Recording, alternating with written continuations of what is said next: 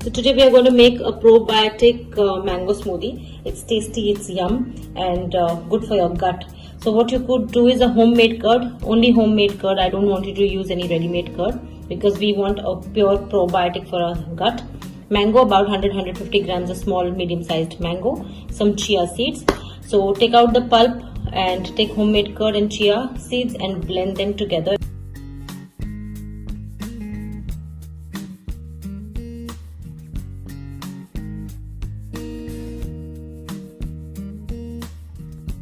And you get this shake out here.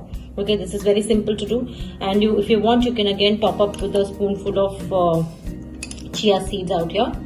Okay, because it's a good protein. Chia seed gives us a good protein. It will maintain our glycemic index, and I will top it up with little cinnamon powder because it's a good metabolic booster. Plus, it will take care of the glycemic index what mango is high in, and just probably.